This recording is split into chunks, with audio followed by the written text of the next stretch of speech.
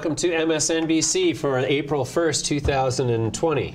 Is that an April Fool's joke? My name is Donald Trump, and my guest, Barack Obama, here is going to be filling in for the usual host, James West and Ed Milewski, who were killed in a car crash last night. Jesus. Alcohol was definitely involved. No, we don't want to get a ticket. No, we had to run like hell. The cops were on our tail. Jesus. Anyway, so being April 1st, are we going to have some serious fun? Or serious are we going to have fun being serious? Like, what's it going to be? Anyways, fresh off the boat from Los Angeles. Turns out there's civilized people down there. Did you go all the way around the other way? We swam. You know, it's a lot quicker to come back over the... We water skied. Water skied. Image, camera, over here. Come on. Oh, there we go.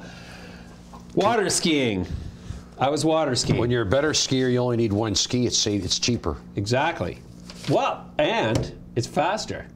Did you know that skiing on one ski is faster, but sailing on two hulls is faster than one hull generally? Is that right? Yeah. Don't ask me why. Is that about like Bobby Hull and the other Hull? Go straight to Hull, boy. Go straight to Hull, boy. Bobby Hull, and what was his brother's name? Dennis. Dennis Hull. Yeah. Two famous hockey players. Hull. So that's not an April Fool's joke.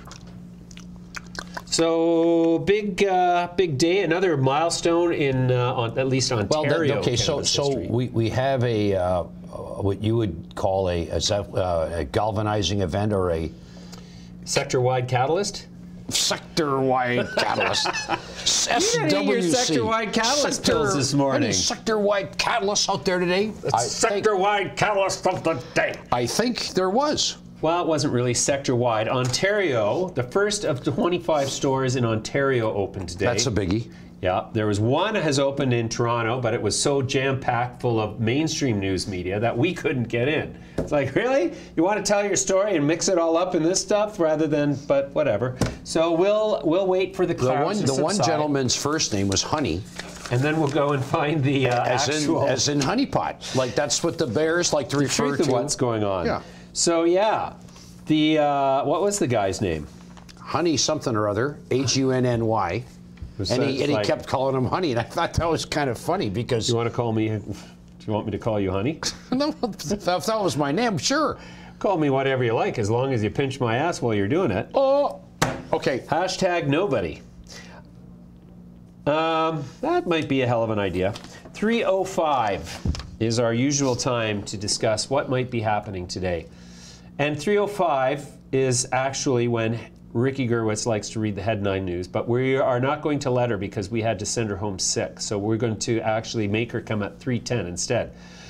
Marc Lustig is here, CEO and founder of Origin House, formerly Canna Royalty, which today announced a pretty spectacular transaction, which we will let him talk about when he comes on at 3:15. 3:30, Colin Fisher's back from StableView Asset Management to talk all things technology in the Canadian marketplace and what is happening in the rest of the world in terms of technological valuations, blah, blah, blah, blah. Of course, charts with Ed and James. Well, James doesn't really do much with charts except poke fun at Ed while he's making his stuff. Yeah. 4:10, CEO Evenco, Melinda Rombouts is going to be here. Oh, Melinda, I haven't spoken to Melinda in person before, but the Follow the Money guys have, so finally I'm going to get a chance to do that. Yeah. Ed, quite the developments in, let's quickly touch on our favorite subject, our corrupt Prime Minister, who is... Boy, if some people I know are following this pretty closely, they're saying he's cooked his goose. He has cooked his goose. I actually published a story on it yesterday, Sunday. I published it on a Sunday because I thought that would be the one day. But now, even the Globe and Mail is taking pot shots at the Attorney General Justice Minister, Jody Wilson-Raybould, questioning her motivations and integrity for, taping Michael Wernick, the former clerk of the Privy Council, live on this conversation, which was very... Well, I tape you when we're having private conversations. Well, I'm taping you right now. Okay, I'll give you your tape, you give me back my tape. You know why we do this? Because people have convenient memories when it comes to what actually happened when shit hits the fan. This conversation, and we can play, I could play the whole 17 minutes. I actually have my own recording, because I had a recording going too. I was actually on the conference call with them, and I was like, I don't trust either of these I'm going to record it. No, I didn't. I recorded a version from a source that was unique to Midas Letter. What's your take? My take is that Michael Wernick was under quite the duress in pursuing Jody Wilson-Raybould with this phone call. You could hear it in his voice. He was obviously put up to it, and it was obviously not consistent with his character. And I joked in my tweet, I said that he was a henchman. And one other person on Twitter says, not fair to call him a henchman. But Jerry Butts fits the description. And I thought, well, this is the thing. He's been forced into the role of henchman by delivering this. You know, it's obvious, like he was told to get on the phone to Jody and make her see the light. Jody, you could tell right from the get-go, was dug in. Not going to have any part of it. Had no interest in participating, and was really like, okay, if the stipulation, because here's the thing I couldn't take from the news, what is supposedly her ulterior motive, which was suggested in other news sources, it's like, okay, if the ulterior motive was to further her own political sort of capital as at the expense of the current incumbents, fine, but I would be doing the same thing as somebody who was uniquely poised to save the Liberal Party from certain destruction. Again, we're not political here. We don't care who wins. We just don't think that that guy should be the Prime Minister based on his representations of who he was throughout the whole process of the last 4 years. So when you say, the top bureaucrat in the country, which was the clerk of the Privy Council, the clerk of the Privy Council actually technically is kind of the deputy Prime Minister in Canadian political system. But they don't have the same, like when you say political person, that it conjures up this maybe not the most positive personality, right? When you say you're political at the very top, usually it's a disparaging.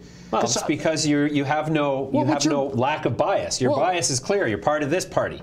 And you're partisan. And where over the last 100 years, most of the real despots in the world are top politicians of their country. If you look at it, no, it's true. I mean, you go, and I hate to even bring up the names of some of these heinous individuals, but when you say a top bureaucrat, usually you don't think of them as it doesn't conjure up that sort of maybe negative, well-rounded personality. Yeah, well, he's doing his job. He's not a and part of that job is staying in power. He's not a showboater.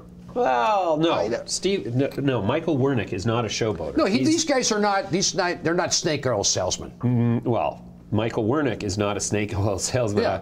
But politicians sometimes are.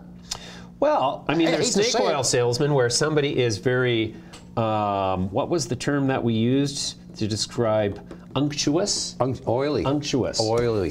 And they're overtly very much promotional. That's okay, but when you try to sneak in the back door Trojan horse, like, I'm a feminist, equal-minded, absolutely committed to the rule of law kind of guy, except where my own bros are concerned, and yeah, we're low down and high up just to keep power.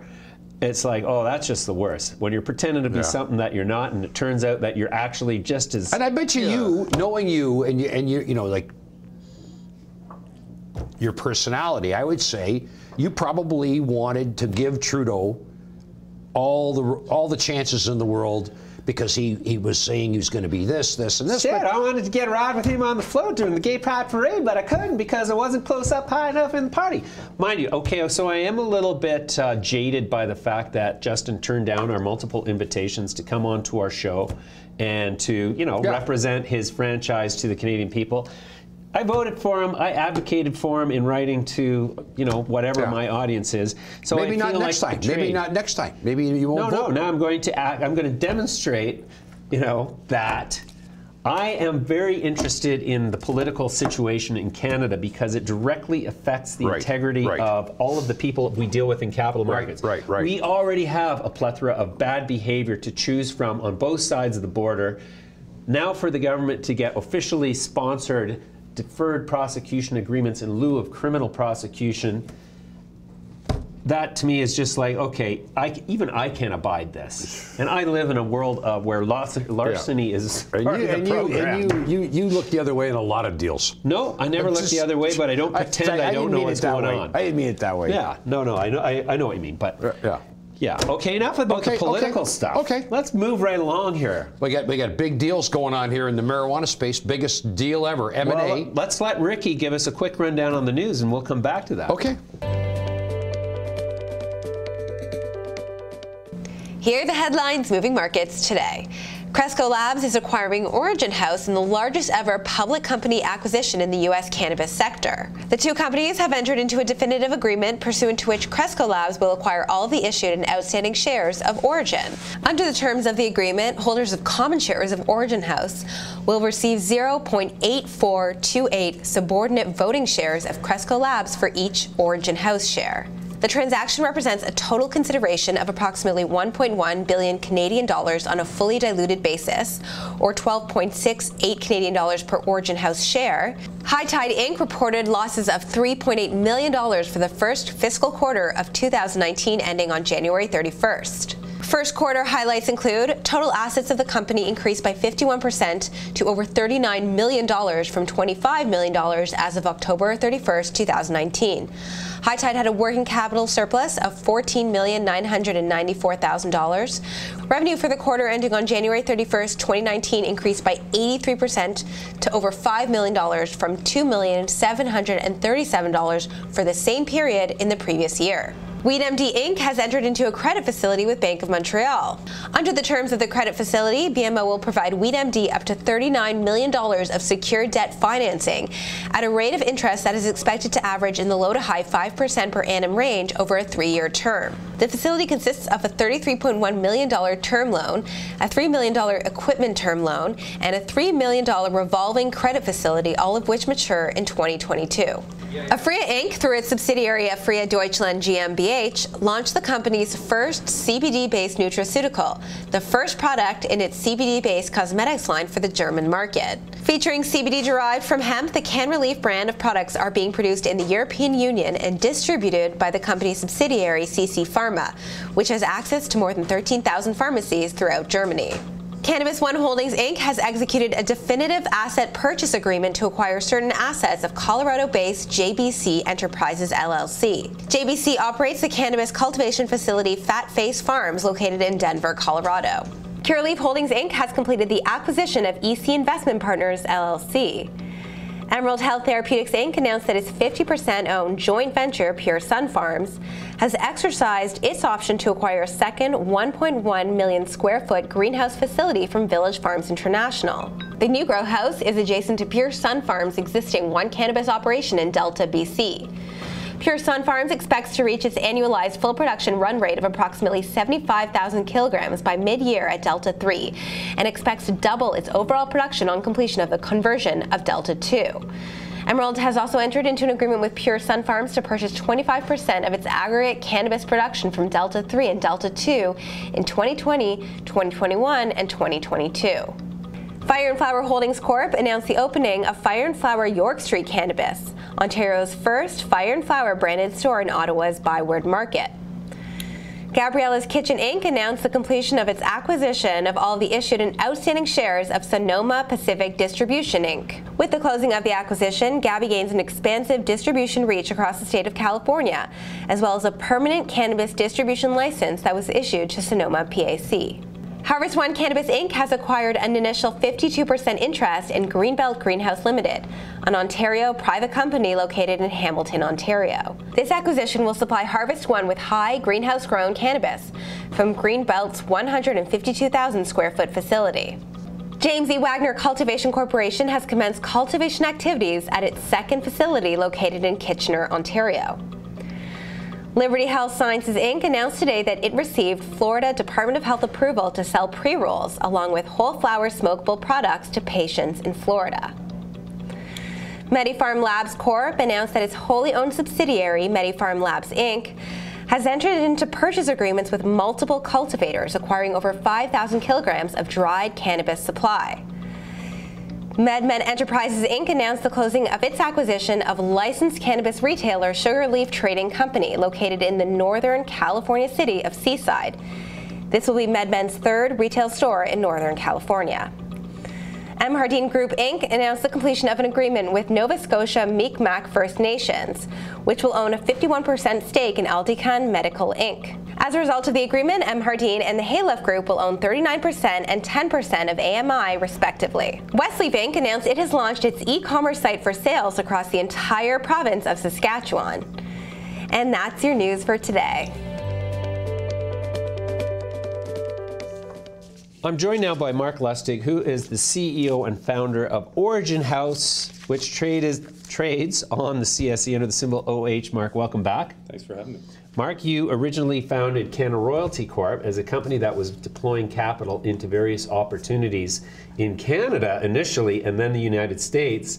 And you morphed this story so many times that even though I talk to you on a regular basis in the context of this show, I always have to refresh my memory of what the company is today, because you keep making these moves. Now today, you've announced this combination with Cresco Labs, who's going to acquire you in an all-stock transaction. That's correct. And it was at a 30% premium to market of the 30-day VWAP, you were saying. 25%. Yeah. 25%. Yeah. So basically a win for everybody involved. Everyone should be very happy, but probably most importantly, they should be happy from this day forward because of the combination of those two companies. Sure. Okay, now what is the compelling logic to combine the two companies? It really, first and foremost, has to do with strategy and management philosophy. So, to answer your first question, I built with a great team around me a company that became Origin House, which was the largest distributor of branded products for the California market. And then we bought 180 Smoke as a way to give our shareholders and ourselves access to the Canadian market in a lot more different way than the Canadian licensed producer has gotten that footprint. And so we were very careful and very disciplined to stay focused on distribution and manufacturing of brands. Now every company wants to be in the brands game, but lucky for us, we were there early in California, which is a real market where you've been there and we've spoken about this quite a bit. You have real competition and you have customers who are sophisticated and they compete on things like quality and price and durability and access to those products. And so it was a great breeding ground for the company that we built. And the next part of our strategy was going to be, how do we expand into other states? Because we had built what we thought was a very solid platform in California. And we had been looking at our expansion plans into other states. And that's when we met with Cresco. And to us, Cresco has built this phenomenal network of licenses and vertically integrated operations in key states, including Ohio and Pennsylvania and Illinois and Michigan and Florida and Arizona. And so we had always wrestled with this idea of how we expand, and we met the perfect partner who shares our philosophy regarding the importance of branded products and distribution. Mm-hmm. So you've known Cresco management for quite some time then? A couple of quarters. A couple of quarters. Interesting. Does this change anything in terms of Cresco was primarily involved in the medical side originally, if I'm not mistaken, and so now has evolved into a multi-state operator. So is the acquisition of Origin House by Cresco an incremental step in part of the execution of a larger strategy, or is it kind of like an achieved long-term goal of theirs where now they can sit back, rest on their laurels a bit and grow organically? I would say that it comes back to the importance of California. So they had excellent assets, or have excellent assets in a wide variety of very important states, including Massachusetts, which is a rec market. So even though Illinois is a medical market, and that's where they started, that's where they're from, the company is headquartered in Chicago, they did start to branch out into recreational markets like Michigan and Massachusetts. But I would say their interest in Origin House focused around the state of California, and they wanted to be in California. They wanted Cresco brands to have access to the California market. And so now that we're starting to get into the very specifics of why this transaction makes so much sense, you've got our branded products and our brand partners who want access to other states. That can now be achieved by our relationship with Cresco. And you had Cresco, which wanted their branded products in California, and that was one of the key states that they didn't have access to. And so that's where the synergies are going to be coming from. Right, that makes perfect sense. Great, so what are you going to do now? I'm going to be joining the board of Cresco. I'm going to be on the senior management team. And you know, obviously we announced this transaction this morning. I've been asked all day about you know, what I do now with my stock and how do I look at this after how well the Origin House story has gone. And I honestly believe that my wealth creation and the shareholders of Origin House, the most exciting part of our transition happens right now. Like, I think there's more upside from here than where we started this, even though the stock, you know, went public at 2 and closed on Friday at 12. And this transaction is around that level. So I honestly believe that from here we could become the most valuable cannabis company. Interesting. So the consolidation impetus in the market generally, I mean, especially in the United States, there's a lot of people who think, oh, well, there's, you know, a limited interest in consolidation while there's still this sort of ban on interstate commerce in cannabis. But would you say that that is something that is actually in the process of accelerating rather than seeming to be so sleepy and quiet? I mean, look, there's so many things that you're touching on that are probably worth your audience hearing. First of all, the reality is that you've had an investing public in the United States who didn't have access to many names to invest in that gave them exposure to U.S. cannabis assets. And that's why you saw this massive flow of capital into Canada to invest in Canadian licensed producers who were very smartly positioned. They started listing on U.S. exchanges, and that was what got capital into those companies, and that probably has a big part of the valuations of those companies. Lo and behold, in the last 6 months, and that's obviously Cresco became a public company in Q4, and so did Acreage, and so did CURA and Harvest, and these types of names. All of a sudden, the U.S. investor said, what am I doing? Why do I need to invest in a Canadian licensed producer when I'm comfortable investing into a homegrown, so to speak, U.S.-based cannabis company? And so, you know, I think when you look at how much appetite there is in the U.S. investing public for the cannabis sector, and at the same time you look at how few names there are to invest in, that would leave ourselves with Cresco, obviously, and the names that I mentioned. Where have you ever seen demand for equity exposure into an exciting sector like cannabis with this few names to invest in? And so, to answer the real question, it's about scale. So I think what we looked at on the Origin House side was we built a really strong platform in California. How were we going to start to expand to give our shareholders access to a bigger market? And that's where Cresco just fit perfectly. Wow, wonderful. Cresco is, is there any chance that Cresco will step into the international arena at some point, should legislation permit? I would say that that's probably later in the plans. The reality is when you have 11 states the size of what our combined companies have access to, the potential and opportunity is sitting right in front of you. So why would you waste 1 hour or $1 not, you know, mining out the potential in the markets that you have built out? Sure. Okay. So what is the whole package look like now? The whole package is the largest U.S. footprint of branded and distribution assets in the North American cannabis sector that spans between 11 different U.S. states, including Michigan, Massachusetts, Ohio, Pennsylvania, Illinois, Arizona, Florida, and now California. In addition to Canada, you remember that we made an acquisition of 180 Smoke, which was our way of playing the Canadian cannabis market, and I think it's probably one of the brightest ways to play the Canadian cannabis market that I see, including what we're starting to do on the cannabis side with 180. And so you're left with a footprint that spans the US and Canada, has now a combined market cap of $5 billion.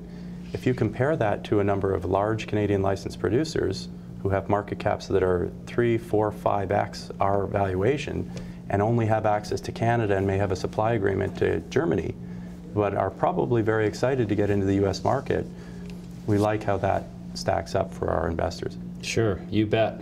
All right, Marc, let's leave it there. Congratulations on the transaction, and we'll look forward to following the development of Cresco going forward. All right, before we speak to our next guest, let's take a look at some of the events coming up in the cannabis space. Here are some upcoming events in the cannabis space.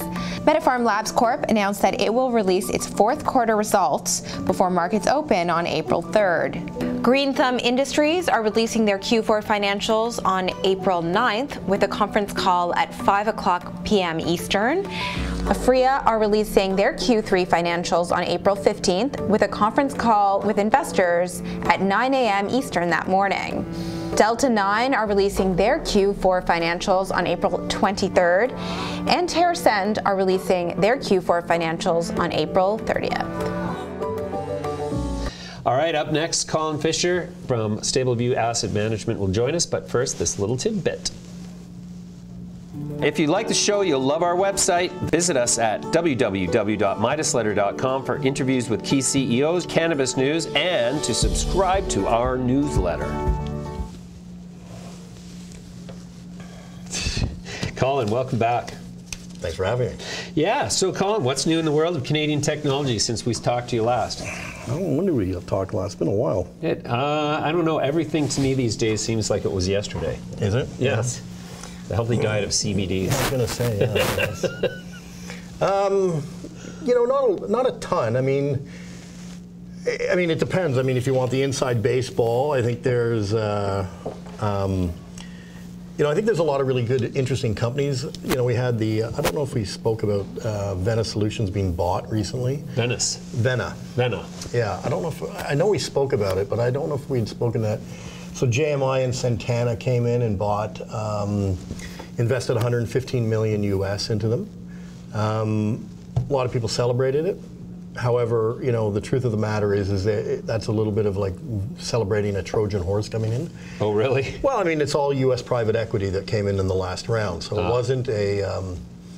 There was no Canadian capital that really went in on that round. So, okay, so a lot of the economics are going south of the border. But I mean, that's a huge win for us. I mean, our return on that was around 477%. Okay, but that's one of your consistent sort of like, hey, everybody, we got a problem over here, is that these opportunities are being picked up and plucked from the Canadian grass. On an ongoing basis. We're in the process of putting together a publicly traded company that will help address that issue. We think there's a massive funding gap. In fact, we don't think, we know. And you know, when you look at it from the perspective of, you know, the concept of a crowded trade or an uncrowded trade, your last guest was talking about all this capital chasing very few deals. Right. And so invariably you get a disconnect in the valuation. And so the question then becomes, do you want to be in a super crowded trade? I mean, listen, I'm not poo-pooing anything in the cannabis space, but there's a ton of money chasing ever fewer deals, it seems like. I mean, though a lot more deals are, I see them coming across my plate as well, but a ton of deals are going out, and eventually I think there's going to be a realization of the pricing, the reality, the dollars chasing it and the valuation of what the underlying asset actually is going to come to some sort of reconciliation. So, yeah. You mean in the cannabis space? The cannabis space, That's never going to happen. Yeah, no, everybody's smoking the supply, so it's like they're only going to get higher and higher. Yeah, you know, this is the other problem. You know, the other thing that's interesting is to see, there's a lot of, I mean, if you look at this from a angled point of view, there's a whole bunch of disconnects from what is being stated to what is actually happening. I mean, one of the other issues is there enough supply to meet the demand?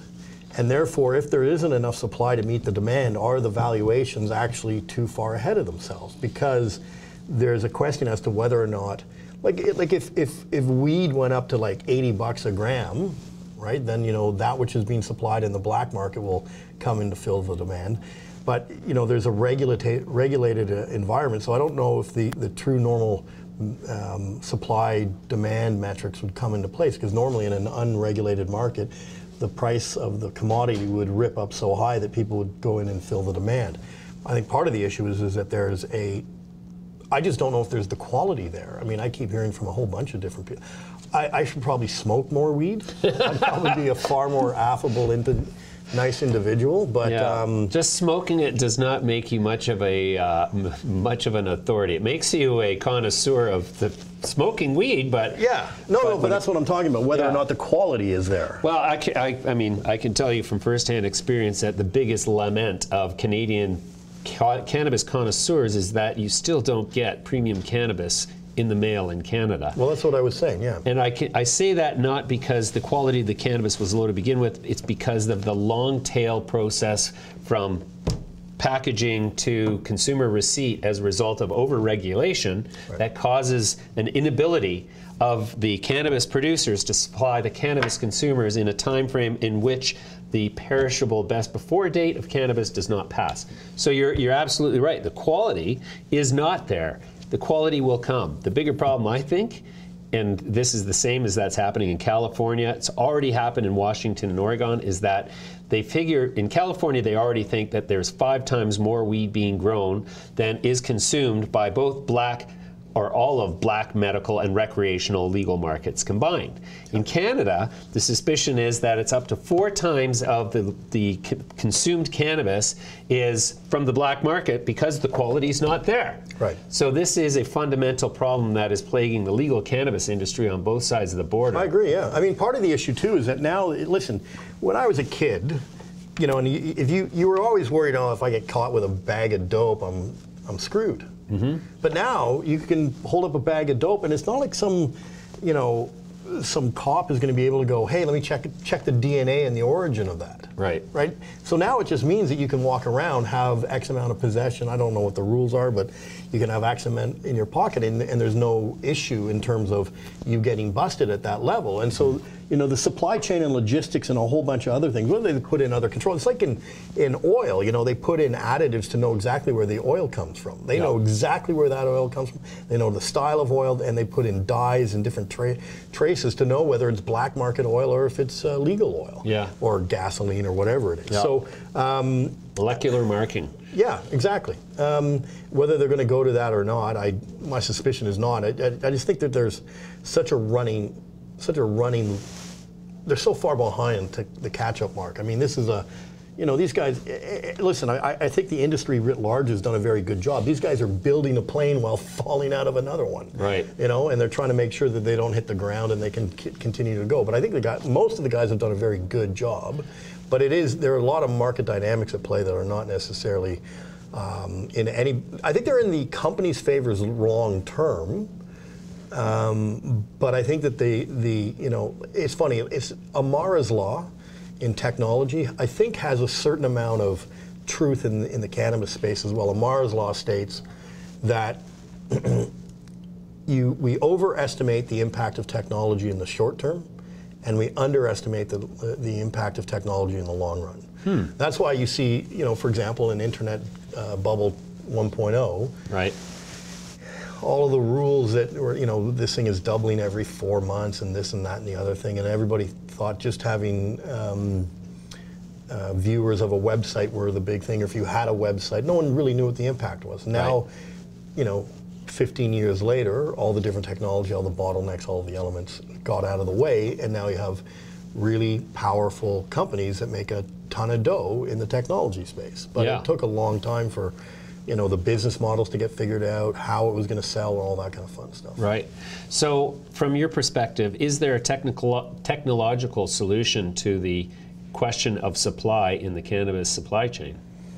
Question of quality, rather, in the cannabis supply chain? Well, I've said this many times. I think part of the issue is that all of the things that are required for the cannabis sector exist already. Right. They exist in the in the pharmaceutical area. They exist in the liquor, any supply chain and logistics, perishable goods. All of these people understand supply chain and logistics and how to get stuff from point A to point B. We're getting some of them, for example, chain of custody controls and understanding where origin comes from is getting ever better.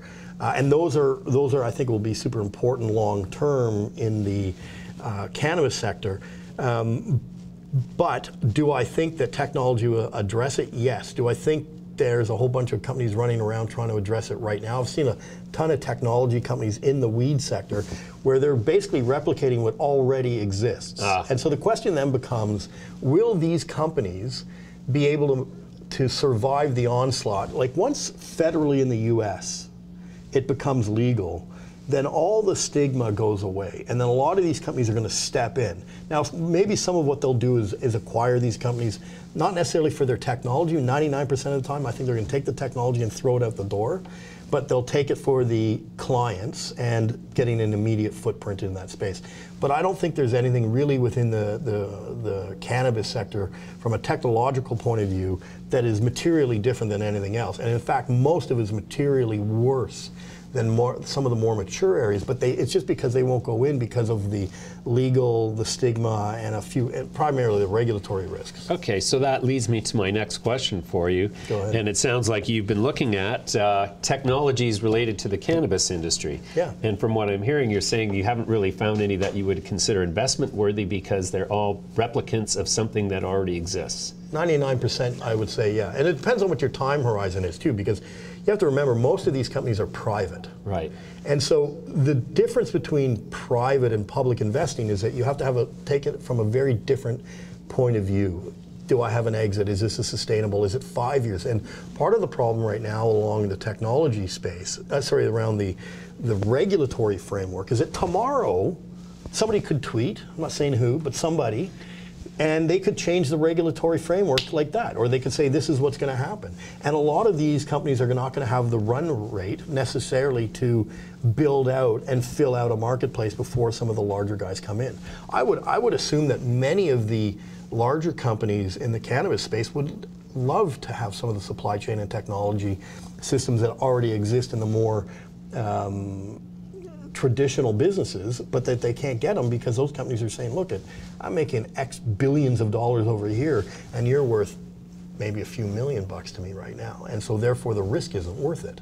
Right. Long term, I think that whole industry has a lot. So there are a lot of companies but in that space, I think there's a massive amount of, I don't know what the right term is, but where you're having a regulatory framework that could immediately change. It could make a whole bunch of companies very valuable from a takeover point of view, but the question is have they grown to that big of a size that they're all of a sudden going, yeah, that I've got to absolutely have them. And that's what I just don't know, because now you're asking, you're trying to bet on which way a cat's about to turn. Right. You just can't do it. Okay, so what have you got for us in terms of new technology names that we can look at this week? Oh, this week, this month. This month, I don't really. This quarter. I don't really change a lot. Listen, it's not like I have a hot thing this month and a hot thing next month. I'm a bit of a longer term investor. Again, that's informed a lot by my investing in private companies. You have to have a different frame of mind. So again, I still like iLookabout. I think that's going to be once the whatever that they've announced an LOI with Clarosity, whatever happens with that, and whenever that finalizes and that deal consummates, I think that'll be a very interesting company. I still think Acuity Ads is viciously undervalued. I mean, this is a company that in Q4 of last year did almost all of the same revenue that they did in 2017, and it was 108% year over year, same quarter. 108% same quarter year over year growth, and they were at 10 or 12% EBITDA margins, which they've never had before. So obviously they've now grown and they've got a massive amount of revenue growth, but they've also got an even bigger amount of profitability. So, and how has the share price performed? Relative to where it should be, I think it's viciously undervalued at this point, only because they've had a very strong run in terms of revenue and earnings, but the marketplace hasn't really rewarded it. So I think there's the asymmetry of information and the efficiency of the markets in Canada around technology are particularly inefficient. Right. So you talk about crowded trades or uncrowded trades and efficient markets and inefficient markets. I think in Canadian technology you have the benefit of both a uncrowded trade. It's not like tons of dough is running after every deal. And additionally you have an uncrowded trade, and it's because of that it's a relatively inefficient, actually I shouldn't say relatively, it's quite inefficient marketplace. Right. So Acuity Ads, I mean, the last time I looked at this share price, and I'm looking at it now on my NDI here, which I'm hoping is functional. Looks like maybe it's not. But Acuity Ads was trading at over $4, wasn't it? Yep, some point. And now it's, so with this, despite this great sort of improvement in economics, it's still, the price has fallen. Yeah, so a couple of things that happened was in that there was an industry-wide problem. In fact, actually, one of the biggest trades I ever missed was Acuity Ads pre-announced the problem with their revenues, and I didn't short Rubicon. Okay. Probably the dumbest thing I've ever done in a long time. And the reason is that they're almost in identical businesses. Rubicon got absolutely decimated because of the exact same problem. So imagine being at an orgy, everybody's got chlamydia, and you're assuming somebody else doesn't have chlamydia. Right. You're at an orgy, they've all got it. Right. Everybody's got it tomorrow. So, you know, when you look at the like a Rubicon, all of a sudden it was, you know, that was a short. But anyway, so what happened was back then, you know, you had a very, I think the price got ahead of itself. Okay. At the I think it got over the 510 or something like that. I think it got ahead of itself. Without the market, I think it would have traded, without the industry issue, it would have traded sideways. With the industry issue, it got just smoked. Right. But I think now, if you look at that, you know, in my opinion, this stock, from a revenue point of view, from an EBITDA point of view, is 5 or 6 times above where it was at $5. So my estimation is that this is a stock that could easily, based on its current revenues and its current earnings, make it to $5 by the end of the year and still be a relatively strong value. Wow. You know, it's not like way ahead of itself. Yeah, certainly the pattern is, you know, right. new high, consolidation, higher low, higher high, higher low. So, I mean, it seems to be recapturing lost ground here. 100%. And so technically it looks great, but you're saying fundamentally it also has everything it needs under the hood to recapture its former glory. Oh, I think, yeah. I mean, it's way ahead of anything it's ever done in the past by a factor of, I think, 2 or 3. Really? Okay, well that's, now that is some downright valuable input there, Colin. So what other companies in your universe have that same kind of potential, do you think? So I look about is the other one. If you know. What's the symbol on that one? ILA. ILA on the CSE? No, it's on the V. ILA. Oh, that's great. Oops. Let's see here. All right. So what I like about this is you have Gary Yeoman, who was he founded Altus Group. Okay.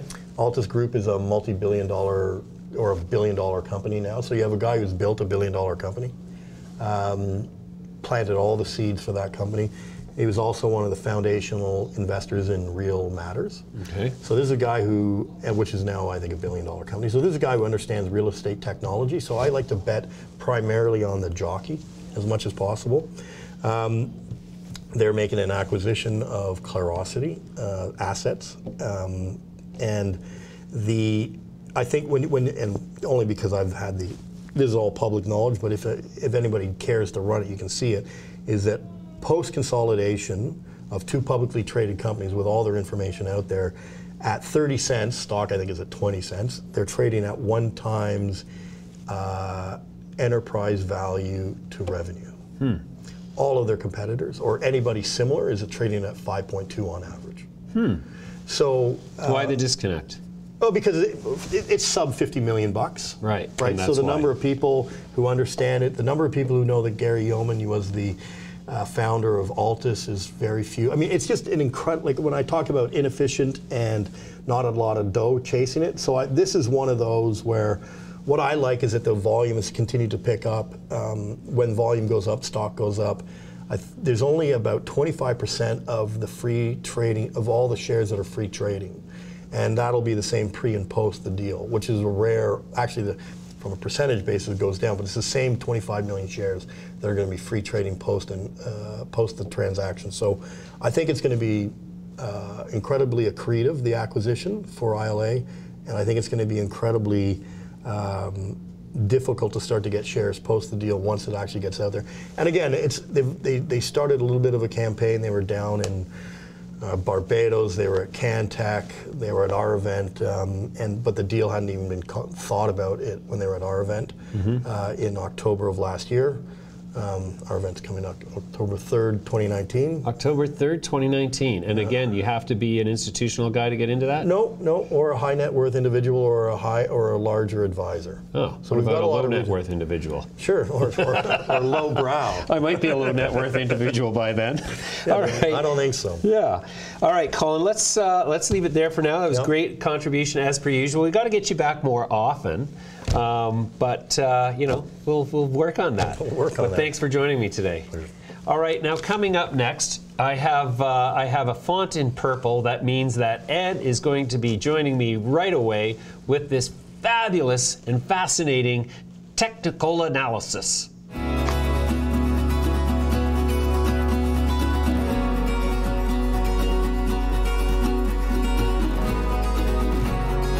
Let's talk about Aurora. Recently, your financials, you've more or less delivered on. Here are the headlines moving markets today. If you're lucky to buy it 3 days ago at 37 cents, and I think it has a lot to do with some of these smaller names giving really... Recreational cannabis is here. It's quite dry. So I'm going to eliminate the stocky bits.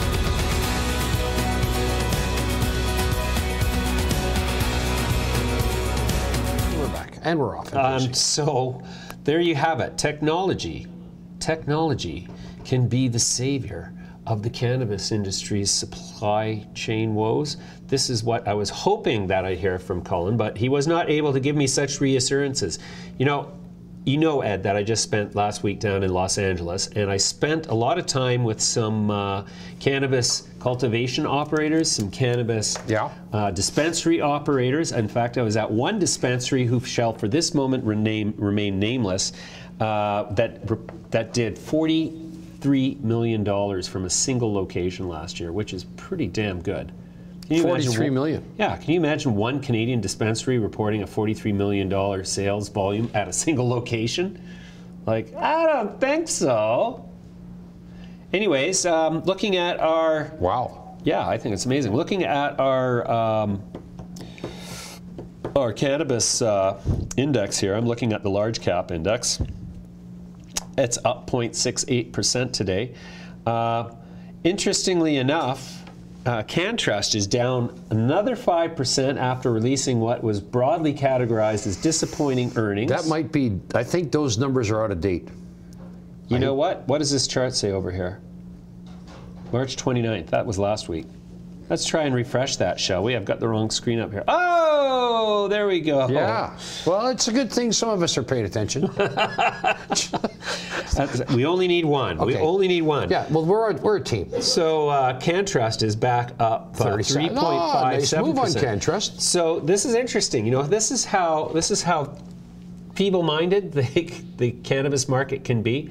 They put out an earnings statement that shows them having widened a loss and, you know, a little decrease in revenue. And the most affecting thing was probably the decrease in per unit sales, or cannabis price per unit price realized by the company. And then over the weekend, a few people go out and explain why that is, why the input costs seem to be higher on the extracted products. Well, because they were using lower quality trim as opposed to primary flower. So that makes sense. Anyways, let's reorganize this thing. So big loser today in the large cap is Auxly at 84 cents, down 2 cents. You know, they actually fallen below the $500 million threshold. But fortunately, we didn't get around to do our rebalancing on Friday. We're going to be doing that over the next couple of days. Canopy Growth shed another another $1.28, or another 2.21%. This is a bit of a concern. Why is Canopy shedding? Canopy's down today, notably, and also Tilray is flirting with $62. No kidding. And we talked about, remember that on the show we said, you know, there was a downgrade in the U.S. You know the firm. Yeah. You know the firm. You do. Oh, Jeffries. Yeah. Remember they said we got a target now, and then it went through the bands and then popped back up, only to roll over and now make another attempt. So Tilray looks weak. We mentioned Canopy. Okay, but this is the interesting thing again here. Let me get out of this full screen mode here. Oh, we didn't actually get a look at that chart. Let's try that again. Okay, so here's the chart on weed. Now recall. Really? I know what I wanted to ask you. I saw somebody order some pot, and they said that the quantity they got was less than what they asked for, and they said the difference was water evaporating. Is that right? Yeah. So like if you buy, in part, that's actually up for debate. So the gentleman who sent me that little video clip where he opens a 5-gram package of cannabis that he gets from the Ontario Cannabis Store, weighs it out. It says 5 grams on the package. He weighs it at 2.8. Obviously, he's lost 2.2 grams somewhere along the way.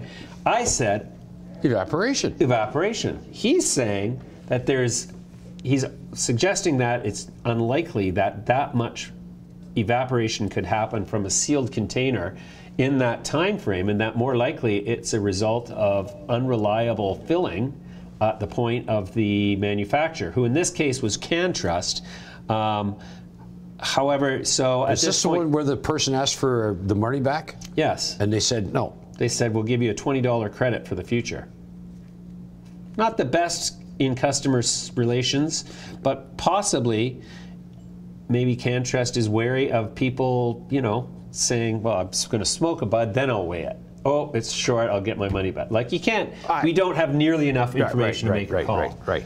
But obviously, this is something we're going to do. So we've got our trusty Fluorotech CBD and THC measurement machine, and we have a much less expensive scale that we can put this cannabis on. So we're going to go back to the full round of testing and all the Ontario Cannabis Store stuff, and we're going to try out some of the new retail locations product as well. But get this, I have some supplies coming from black market suppliers, but they're not really black market suppliers because I'm not paying for it. So it's no black market. And B, free. Sorry to ruin your dastardly, snidely whiplash hopes, but also they're legal growers because they grew it in their house, growing only 4 plants. Anyways, we're going to sample some local homegrown is what we're calling it now. We're going to sample some packaged products from the dispensaries, physical locations, and we're going to sample another round from the Ontario Cannabis Store. We're going to measure weight, we're going to measure CBD, we're going to measure THC, and then we're going to smoke it. And then we'll be talking like this. Then we'll become one with the cone head. Then it shall be one. Anyways. Okay, but obviously, look, not all of them are going up. No. Some are going up, some are going down. Some are going up, some are going down. There's a rap tune in there somewhere. But interestingly, look at, today's one of those days where, you know, you always see this pattern. If the major market index is up only slightly, that usually means that it's going to be a better day for the, I'm looking at the 4 indices on my page now. What the hell is going on there? The 4 horsemen. Yeah, why is it doing that? Look, it's showing the wrong thing. This is bizarre. Okay. Yeah. Tell you what, I'm going to shut down my NDI, and then let's start it up again, because it's not showing my current screen. This is all very strange. Very strange. Very strange. Firefox. Yeah, we're going to put up the S&P chart today. Well, here's the here it is. Can you see it now? Huh, damn it. All right then. NDI means never done. Never doubt. Boy, quick-witted individuals here. Yeah. Did you see the piece that Paradigm analyst Rahul Sarugasar did last week? So we had him in live. Yes. And he was talking about the the biosynthetics conference coming up in April. Yes. At Paradigm Capital. Is that something you want to go to? Yeah, you know, if it's local, sure. Yeah. Probably get me in the back door somehow, you know? Yep, probably. We'll get you in a suitcase. Whoa. Whoa. Ed, so what do you got in the way of charts for us today? Well, I thought we had to take a look at the S&P you were mentioning. OH. OH, yes, good call. We're going to look at OH, look at Chiron. Chiron. And let's look at a new name. Hell of an idea. Don't tell me. Chemistry. CHM. Chemistry Technology Corp, our new client. Woohoo! Chemistry Technology Corp joins the Midas Letter family of investment-grade, publicly traded companies. Is that done the CA or the CNX? It's the CSE, I believe. Jeez, we don't even know the symbol. It's the first day. There we go. Last stat. Here we go. Wow, look at this. Look at this. Yeah, look at that, eh? So this thing just... Baby's on fire. Look at this. From 44 cents a week ago, yeah, it hit hit 61 today. Yeah. No, that was yesterday. Sorry, yesterday. Yeah. And today, you know, we're broken out of a. I'll just here. Let me just put up some information. Don't know much about this company. Well, okay, I'll give you the. You know the fundamentals. Well, the fundamentals are it's a bunch of pro growers who have been growing cannabis for years, and they've basically assembled a bunch of brands and operations under a single banner that make it a multi-state operator at the outset, with a large pipeline of acquisitions planned, and with a very, very attractive share structure. Yeah, well, as this chart would show, we've had a nice basing period here for roughly 4 months. Yeah. And this recently, something's changed, and somebody's recognizing this. Look at the volume on Friday. Yes. And then that wasn't me. You were in here, and a People commensurate heard. move. Yeah. Yeah. So look at this thing's broken out of a pattern here on big volume. Yeah. I'm going to do some reading on this. We'll have another chat tomorrow. Yeah, so let's just quickly take a quick run through why we're excited to onboard this company. How's the NDI looking there for James? Let's just see if we can put this on Adobe. That looks like a gun with some sights on it. It was ready to shoot. Adobe Pro DC. You know, Adobe products are really starting to make me angry. Oh, okay, so basically here's the corporate strategy of Chemistry Technology Corp. Now this company is, the CEO is Carl Kottmeyer. He will be here this week or early next week. I'm not quite sure what it is. I haven't seen him on the schedule yet. He'll be walking us through this in greater detail, but here are the few of the key things that really attracted me, is that everybody in this company has paid for their shares. There's no free shares. There's no giant escrowed position of free shares. And essentially, they've walked the valuation up in a very conservative and attractive way. You know, first financing was 6.2 million shares back in the fall of 2017 at a quarter. They built some value. This summer, they raised another 4.5 million shares at 35 cents a share, and now they're just completed a debenture with very shareholder-friendly terms. The board of directors is very talented. Sheldon Aberman, in particular, is somebody who's very well known in the cannabis growing industry across North America, particularly as it pertains to Humboldt County. Doug Ford, Carl Kottmeyer, these guys have raised money and taken a number of companies public. They've got, you know, Carl's raised over 150 million. Very talented team. And so this is the timeline that they've adhered to very handily. So this is the thing. It's not like we develop a client relationship overnight. We've been following the company since late 2018 when we realized we missed out on the last financing. And so essentially, this is a case where the company has been able to deliver on all of its projected milestones in exactly the time frame that they said they would. And so they've acquired all of these different assets, and on that basis, we invited them to become a client 2 weeks ago, and that's why they're a client. So full disclosure, they pay us to create fantastic content and distribute it.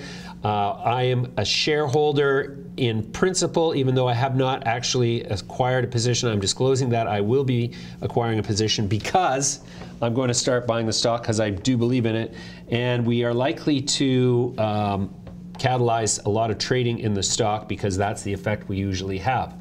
So that being said, do your own due diligence. We are fully conflicted, therefore not to be trusted. But you know, let's just let our track record speak for itself. So what else you got for us in the way of charts, Ed? Well, you know what? We have to look at the merger, I guess it's between. Yeah, let's take a look at that. How has there's CL and there's OH. Yeah. So how has the stock? Is the new symbol going to be CLOH? Clo? Well, no, I think that it's Cresco is doing the acquiring, so OH is going to fold up into Cresco. So Origin House, and it's interesting. I think both companies have hit all-time highs either today or Friday. Right. So both these companies are up there. I looked at the balance sheet of OH, and I believe there's about $70 million sitting in the bank as of the last reporting period. Something might have changed. Obviously, there's lots of cash. They both have done well, but if you look, and today we've had a big run. Wow. The OH was. That's a nice steep hill. 5. That's from the beginning of the year. So beginning of the year to now. It looks like more than a double, but basically a double. Yeah. Looks like more than a double. Yeah. Yeah, looks like a home run. Yeah. I would say, boy, so what is that? Oh, what happened there? Oh, I gotta remember that I have a sequence. I have to. Yeah, the sequence is the secret, isn't it? That's the key here. Dun dun dun dun. Dun, dun, dun, dun. Pressure's on. Dun, dun, Pressure's dun, on. Dun dun dun dun dun. Why does this happen? Okay. Why does this happen to me? That's what you're supposed to say. So look. So big move, but it's an all paper deal. And look at this. So is it going to keep moving? Well, if the sector is strong, I'm not commenting on that. I'm commenting about the chart. We've had a big run, and now there's only going to be one of these companies left, isn't there? Yep. Do you want to look at CO for a minute? Yeah, let's take a look at Cresco Labs. All right. So Cresco Labs will be the surviving company. The deal was done at a 25% premium above market 30-day volume-weighted average price over the 30-day period prior to the announcement. They've only been public for 4 months, and they're already taking out companies quite a bit larger. That's a $1 billion deal. I think it's the biggest deal of its type for an MSO, right? Yeah. Well, there you go. Could be. Well, so there you go. Like this appears to be the already the norm. This continuous consolidation going on, because look at Verano didn't even get to go public before Harvest Recreation took them out, and I happen to have it on good authority that there's a lot of tire kicking going on among the big boys among the MSOs. It's like all the alpha males have gone to have dinner, and there's no way they're all getting out of there alive. Yeah. So it'll be interesting to see. Really interesting time. But here's the thing. Here's the interesting thing. How much of a score are these takeovers and consolidations in the near term? They're not. Basically, you're just transferring your bet from one horse to another horse and hoping that you've got a better horse. Well, maybe you're hoping your horse is a little stronger to withstand the longer term run. And run faster than all the rest. And have better and interestingly, so both these deals, let's say you had them, and I'm sure there was rumors somewhere. Maybe there wasn't. Maybe there wasn't. I'm not going to say there was for sure. But let's just say you're sitting there this morning, stocks are halted, you're thinking, oh boy, I'm going to cash in today. Guess what? No cash. No cash. You get to have to wait a couple weeks till you get the new cert. And then in the meantime, the news is out.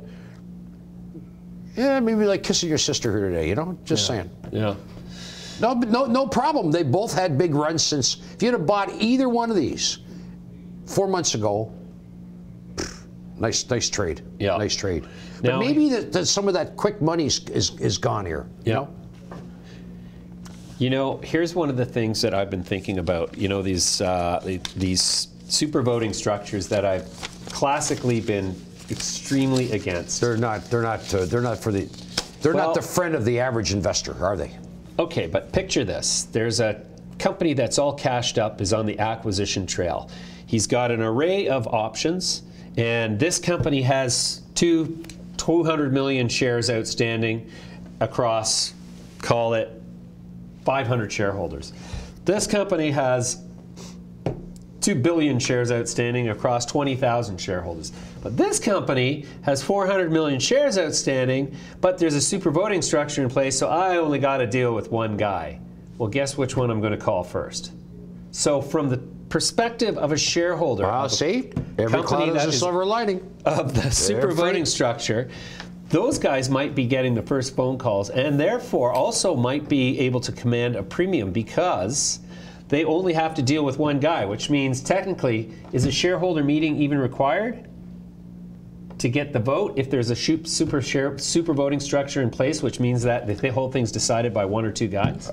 Are you suggesting that maybe somebody in these companies with these structures, these super voting shares, maybe they're thinking ahead, thinking, "Hey, we're going to get taken out." So, well, I gotta wonder that. So far, from what I've seen about these guys, it looks like they're building the thing to make acquisitions, not to be acquired.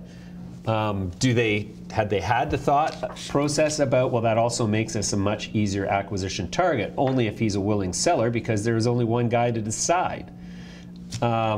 So now again, that might actually be the downside of being a shareholder of one of these things. What if Adam Bierman at MedMen, for example, won't take $6.50 a share in a mercy killing because he thinks his company's worth 20?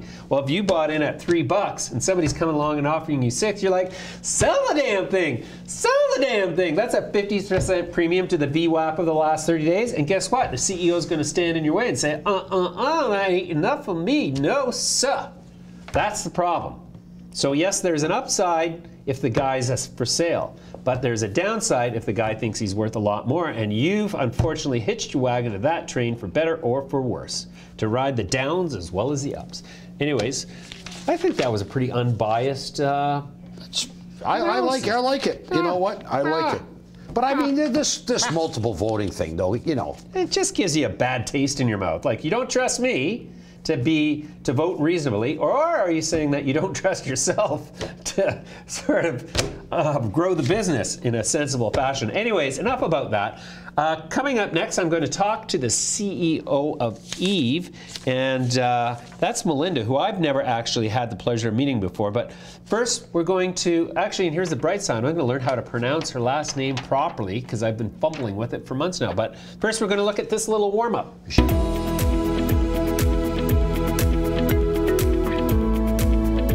Co. is a Canadian-based, female-focused cannabis brand. The company is a licensed producer and seller of dried cannabis and cannabis plants through its wholly owned subsidiary, Natural Medco Limited. Co. has a 220,000 square foot scalable greenhouse production facility located in Middlesex County, Ontario, with 32 acres of adjacent land for future expansion. Co. has commenced construction of an additional 780,000 square foot proposed expansion, bringing the company's total anticipated greenhouse capacity to 1 million square feet. Co.'s shares are listed on the TSX Venture under the symbol EVE. Hey, and guess who's joining me now? It's Melinda Rombouts is in the house. She's the CEO of Eve & Co., trading on the TSX Venture under the symbol EVE. Melissa, welcome. Melinda, welcome to the show. That's okay. I get that all the time. I got your last name right, finally, but not your first name. It's great to have you on the show finally, although I understand you've been here before with the Follow the Money group. A few times, yeah. These guys have always been very good to me, but always happy to be here. Excellent. Okay, so for my audience, assuming there is a difference between the two of them, tell me, what is the whole Eve value proposition for shareholders? Well, I guess there's two major items. So there's, of course, our female-oriented brand. So as one of the first female CEOs of a licensed producer, we sat down, we figured out what do women want actually from their cannabis. It is 50% of the consumers. So, you know, I think we bring an authentic attitude to addressing that. The other side of it is, of course, our global expansion. So we are working very hard and are working with a number of companies to get our product exported into Germany and the EU. So we're very excited about that. There's a lot of possibilities there. Cool. And in the preamble, we saw that you're building a massive structure. Yeah. And is that structure going to be sort of an EU GMP certified production facility? Part of it. So our understanding is we might not necessarily have to do it all, but certain rooms will need to be done. So yeah, I actually was just really impressed with the drone video. Never saw it from that angle before, so I was really happy with that. Looks great on a big screen, doesn't it? It does. I really like it. So 780,000 square feet. So this was taken a few weeks ago. So the roof is really coming on nicely. So the main structure actually should be up by next month, the end of next month. And then, of course, they're going to do a bunch of inside work and should have it done and completed in June. So we're really excited. We're very close. Yeah, really. Okay, so that's in Middlesex County. Where exactly is that in Ontario? I don't know. Oh, so we're about half an hour from London, kind of between Sarnia and London. Oh, very cool. Very local. Yeah, so kind of like the secondary greenhouse capital next to Leamington, of course. So WeedMD is our neighbor. So yeah. Oh, interesting. That's great. Okay, so let's talk about this whole idea of women in cannabis. I just was down in Los Angeles. One of my co-hosts on my show for the day was Allison Gordon, the CEO of 48 North. Yes. She had received an award at the High Times Women in Cannabis event. Were you at that event? No, I didn't attend that at all. So it's interesting to me. I mean, in many respects, and I'm hoping I don't come across sounding like some sexist jerk, but to me, it's like I don't understand why there's a woman in cannabis differentiator, because to me it's just like, well, it's cannabis. I mean, yes, we're smoking the female plant preferably, but that's where the whole sex element ends in terms of gender in the business. But why is there demand for feminine themed companies? Well, I think you got to start from the beginning here, where when I applied, when Jeanette, also from 48 North, and I first got in, so we were number 34, Jeanette was, days after us, there was only 4% women in the industry on licensed producer boards. And then right now, I think there was an article last week where we're up to a whole 7%. So it's not really correcting really quickly. But I think if you really want to address what women want, I don't think that you could get the same result and really address those without having some female leadership in that company. So I think that's where we're coming from. We've been working for a very long time about making the right partnerships. It's really about the products that are going to come out in October of this year. So as you know, there's 3 kind of divisions of additional products. So like your edibles, your topicals, and your extract products. And there's many items from that we're very, very excited about. Topicals, beauty creams. Those are maybe, I think we're better to release those items than maybe some of the male-dominated companies out there. But just because I think that we have that foresight and what women want. So I think that's kind of the difference. Cool. That's a great answer. I think I skated through that one without any risk. But okay, great. Well, so now tell me about the economics of your company. How are you going to differentiate yourself in this whole sea of cannabis companies in Canada? I mean, obviously the feminine part is a big part of that, but what else in terms of the economic model might be different? I think because of our focus really on the global market. So we've been spending a lot of time. My background is actually not only as a grower, but also the quality assurance side. So I think that we've done really well connecting with the German market because of their elevated GMP requirements, so that I'm actually able to discuss that with them and figure out how we're going to achieve those requirements, which is of course, higher than what the Canadian industry standards are like. So I think really for us, it's about the female, it's about the global expansion, but also we actually had a big announcement last week that one of the scheduled banks now are supporting us. So as far as the financial side, that's been very exciting for us. Yeah, right. So access to capital is no problem. Understatement of the year. Yeah, you know, but I think that that's a huge change and kind of shift in the industry, is that, you know, we had BMO, now we have this other Schedule I bank that's getting involved. You know, we're very excited. That was kind of the we're the first company that this bank is supporting. So very we have just under $19 million in loans, so we're very excited about that. So that basically allows us to be fully funded for this expansion and move ahead quickly and really take advantage of a lot of the, you know, opportunities that arise almost on a daily basis. Sure. So in a best case scenario, this latest facility will start producing cannabis for supply to the market when? This fall, knock on wood. So of course it always has to do with Health Canada approvals. So hopefully we can work with them and get it approved quickly. Right. Is there a difference in what strains or types of cannabis is preferred by women versus men? No, and that's just it. Like, the female-oriented products are really going to come into play in October of this year. You know, we have looked at different strains that are maybe interesting specifically for women. For example, THCV, instead of cannabis tends to give you the munchies, THCV is actually inhibits that, suppresses appetite. So, you know, that might be of interest for, we're always watching our figures. So, right. Yeah. I wish more men would do that too, actually. We all have to ride the elevator together. So what other sort of differentiating factors in the product are going to be of particular interest to women? You mentioned skincare. That makes sense. That's an obvious one. Not really any difference in terms of the recreational effect or the psychotropic effect, but what other aspects or what specific products might be available from among the cannabinoid pharmacopoeia that would be of more interest to women than men? Well, say for example, and we have to be very careful, you know, as you know, there's restrictions on what we can say that are any kind of like therapeutic effects of marijuana. So, but you know, there are some companies that are claiming that there's anti-inflammatory, so that might have some positive effect in say an acne cream. Also, you know, some people claim that there's an anti-wrinkle aspect to some. Yeah, it is a miracle drug. So there is. You know, we're looking at all these different possibilities. One thing that I've really liked that we hope to continue to work on is.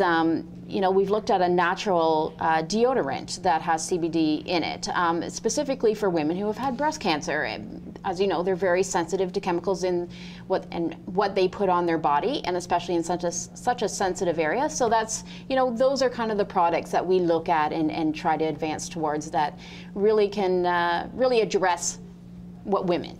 Right. Yeah. Okay. So are you going to be selling your products primarily through the government-regulated stores in Canada, and then whatever the regime is in each of the sort of global destinations you have in mind? Or do you have an expectation that products that are more topical, more CBD focused as opposed to THC will eventually have an outlet and a sort of a sales channel that won't be where you have to sell it in a government store? Right now, the regulations, I think, are pretty clear that CBD, it still must be processed on a licensed facility site, and I think that Health Canada is going to regulate it for a while. I can't see it going mainstream, totally legal at this point. I guess it all depends on the level of THC in the product, but right now, it looks like it's really in the hands of the licensed producers. And let me ask you this on a personal basis, because this is kind of a personal question. Do you think that the regulations of the governing advertising of cannabis are fair relative to the rules governing, say, alcohol or other things? It's very restrictive, very restrictive. But I mean, good and bad. Right. So on the good side, this is really, there's much bigger companies than us, and this kind of makes a more level playing ground, right? We do not have a $30 million marketing budget, where maybe some of the bigger guys do. So, I mean, you can't dress up your boxes at all, but what you can do is try to put your story out. But on the other side, yes, if you wanted to, you know, actually show consumers the orientation of your product, we're very restricted. Right. There's very little that we can do. So let's say, for example, that I have a house full of women and they all want to try your product. How can they can't try your product right now, or can they try prototypes? No, you can't try prototypes either. Oh, okay. No. That's not what it's not like Avon, where it's like, here's a sample, and if you give out 10 to your friends, I'll give you a free bottle. Not yet, eh? I like that marketing idea. I don't think Health Canada's going to go for it. I'm going to call them up tomorrow. You guys really need to get on it. No, but that's one of my sort of pet peeves. Is it's like we got this alcohol, you know, Budweiser stage at Ontario Place, for example. But you do that with cannabis, you're going to jail. Like, what the hell? Yeah. Anyways, exactly. Okay, Melinda, it was great. That was a great introduction for me to your company. I've been excited about it since I first heard about it from Ravi, and so we're going to continue to follow the story. Thanks for joining me today. Yes, thank you so much for having me. All right, up next, Ed is going to join me, and we are going to talk a bit about some more charts before we wrap up our show for this April Fool's Day. Follow us on Twitter, Instagram, LinkedIn, and Facebook. Make sure you never miss a show by subscribing to our YouTube channel and clicking on the little notifications bell.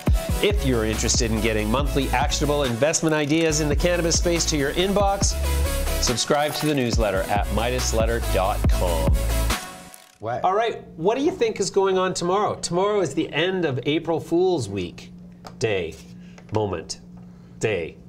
All right, tomorrow, Charting Man Dan is here. That's Charting Man Dan McDermott from The Chart Guys at thechartguys.com. Grant Freeze is here. He's the CEO of Harvest One. Trevor Fencott is going to join us live in studio from Fire and Flower to report on the successful grand opening of his store up in the Ottawa area. And Obi Strickler is going to be back for another conversation about Grown Rogue. As per usual, post your comments online at any of the usual suspect outlets where we produce our show, broadcast our show, actually Wirecast our show. Is it Wirecast? No, it's Webcast. This is what we are. Are we a webcast, Ed? Are you a YouTuber? You say potato, I say potato. Are you a tube-webber? Webtuber. Webtuber.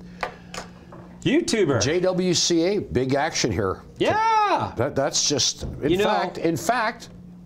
There's been a few guys banging the drum on that one. Yeah. Like around this Mac office. Daddy, Market Make, and Donnie Greco has been pretty much one of the most consistent advocates of that company, and is the reason why I keep thinking about it in my dreams with my left hand on my breast. Whoa, no. You have a dirty mind. Jesus, what did they think I was going to say? I don't know what you're going to say. I'm always so a little nervous. Yeah.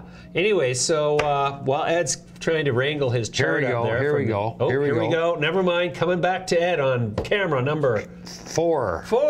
On camera 52. 52. Camera 52.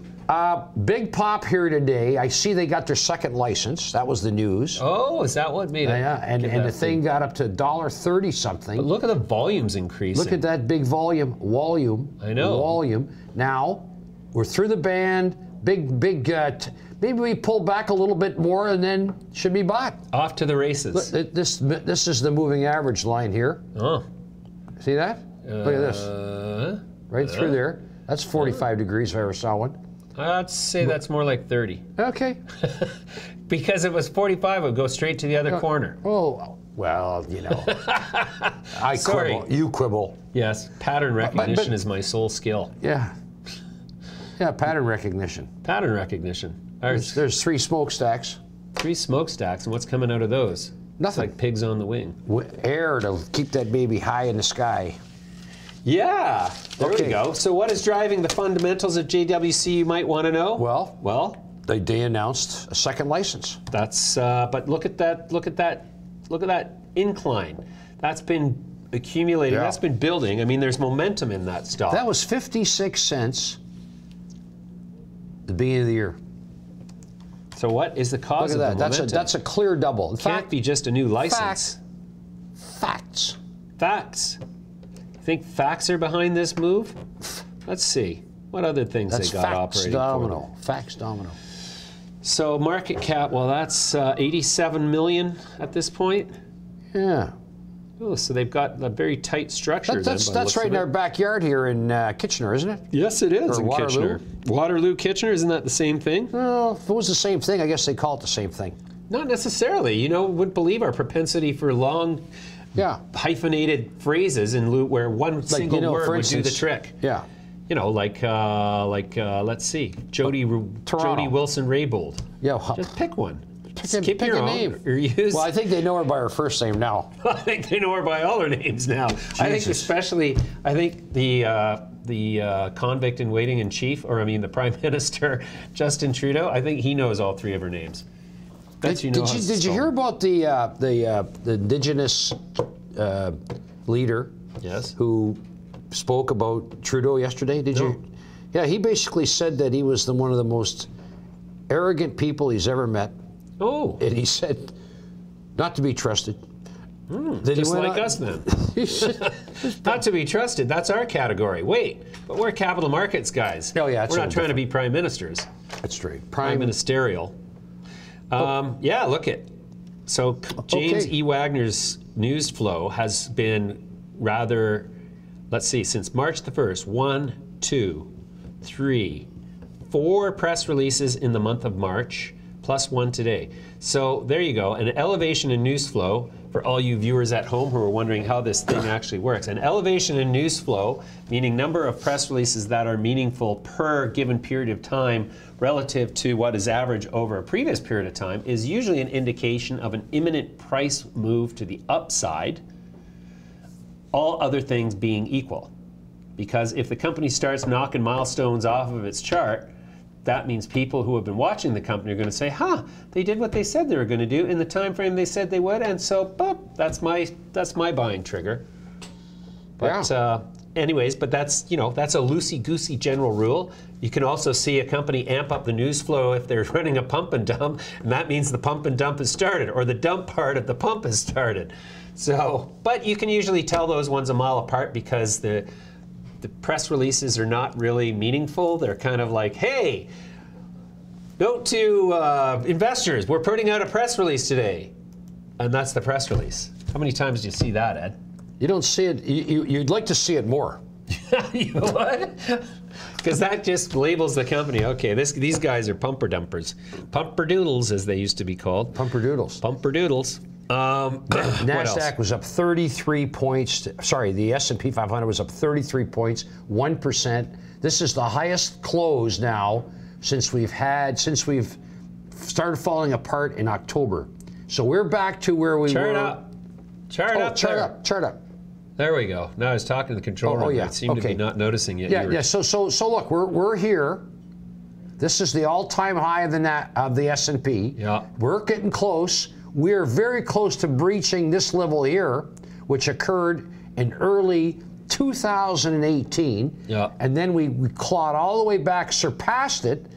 And I got to tell you, this market, if you just look at where we were in here and now where we are, we've had a hell of a run. A hell of a run, ladies and gentlemen. Yeah, so is that sustainable, Ed, or there's increasing, scuttlebutt about lots of clouds recession. out there. Lots of clouds. Lots of clouds. On the horizon. That's spring. Well, April showers bring May flowers. Does that apply to the stock market I too? think here, so. Or are we both I think about so. to get dumped on? But April, though. Yeah, April. I woke up to snow this morning. April. Or is that more indicative of what's going to happen? The big freeze is on. Get your wormies out. I think the NASDAQ hasn't been down in the month of April since 2005. Like, April's a good month for the market. Really? It's sad. So we should buy anything today? Well, no. Anything. Anything. You know what? I have to disclose that. Did I get filled on that? No, I didn't. Sorry. I thought I was going to say I'm now a shareholder of CHM. That sucker's been on fire today. I can't buy this shit. I've been chasing it all day. So theoretically, full disclosure, I'm not a shareholder yet because I keep chasing and the stock keeps going up. Yeah, yeah. I think we should start every statement with full disclosure. Full disclosure, Ed's an asshole. Full disclosure, opinions are like assholes. Everybody has one. Right. Anyway. And you have to be one to know one. Or what's that saying? Yeah, full disclosure. Yeah. Full disclosure. Full disclosure. Full disclosure. Full disclosure, this market's on fire. We're going to say... Anyways, hey, you know what? It's been so nice to see you all. Please don't forget to like and subscribe and all that bullshit. We'll see you tomorrow. Full disclosure, we'll see you tomorrow. We'll see you tomorrow.